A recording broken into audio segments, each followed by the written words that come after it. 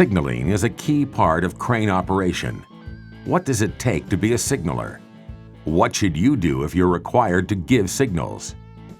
The following session will help you to understand when a signaler is required, where a signaler should be positioned, and the signals to use. First of all, a signaler shall be a competent worker and shall not perform other work while acting as a signaler. A signaler is required whenever the operator does not have a clear view of the path of travel of any part of the crane or load.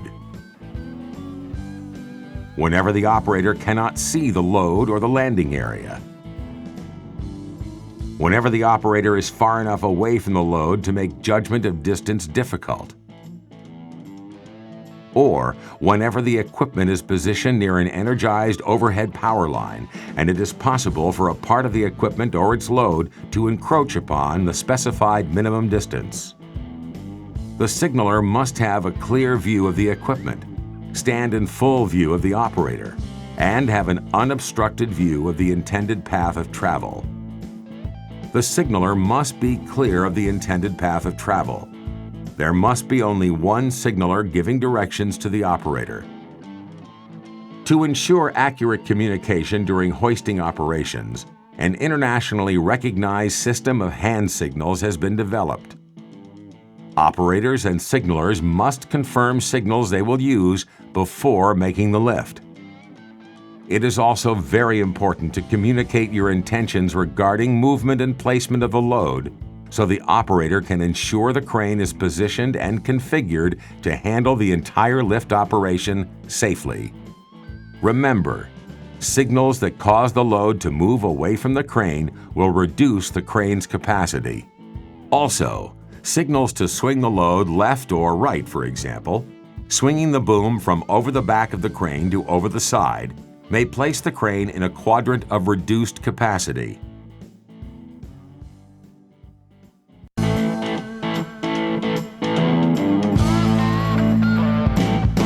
The following segment demonstrates the hand signals from the operator's point of view and the corresponding response of the crane.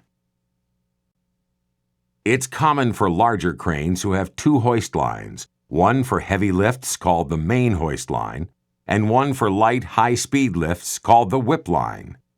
Before hoisting operations begin, you may need to signal to the operator which line you intend to use. To use the whip line, tap your elbow with one hand. Or, to use the main hoist line, tap your hand on your head. Once the operator is clear on which line to use, you can then use regular signals for the rest of the job. Load up.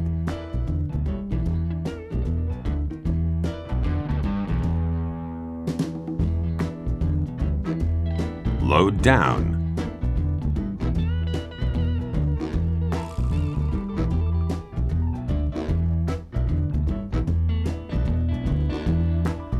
Load up slowly.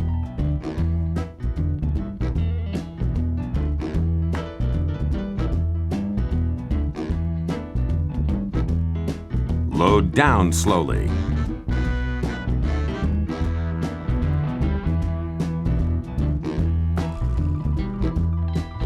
Boom up.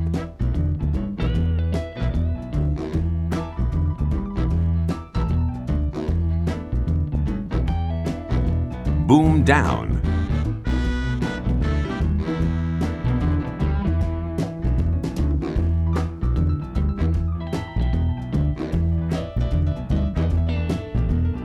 Boom up slowly.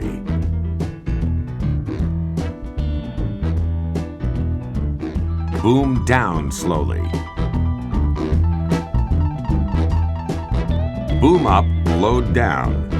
This signal has the effect of moving the load toward the crane while keeping the load at the same elevation.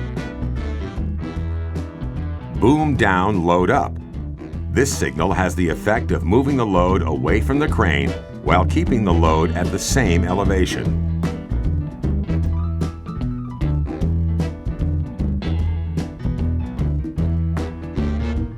Everything slowly. This signal is used mainly when positioning of the load is critical and movement of the load should be as slow as possible. Travel machine towards signaler.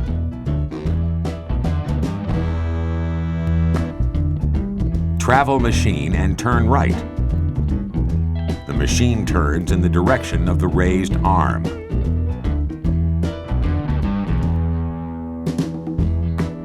Travel machine and turn left.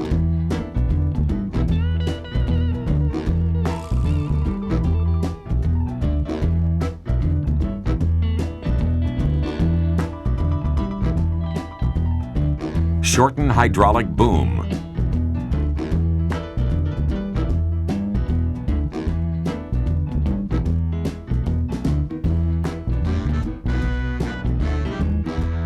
Extend hydraulic boom.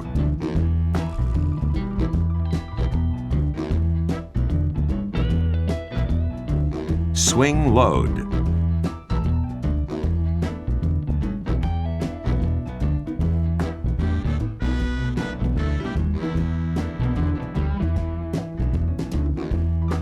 Open clam.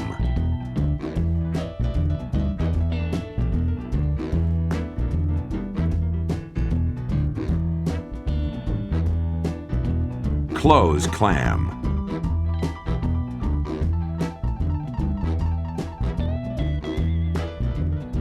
Stop.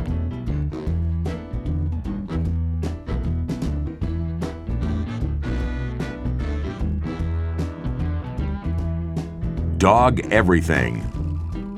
On this signal, the operator should place all control levers in neutral, disconnect the master clutch, and set all brakes and locking devices.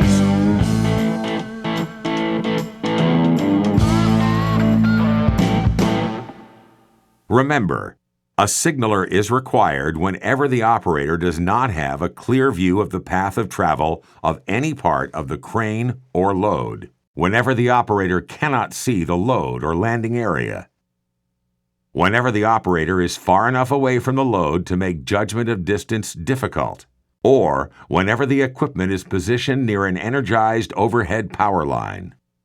Operator and signaler must confirm signals they will use before making lifts and communicate intentions regarding movement and placement of the load. Signalers, make sure you know your signals. Operators should never respond to an unclear signal. The signaler must stand in full view of the operator and have a clear view of the equipment, the load, and its path of travel. The signaler must be clear of path of travel. There must be only one signaler giving directions to the operator. And now, let's take one more look at each of the international hand signals.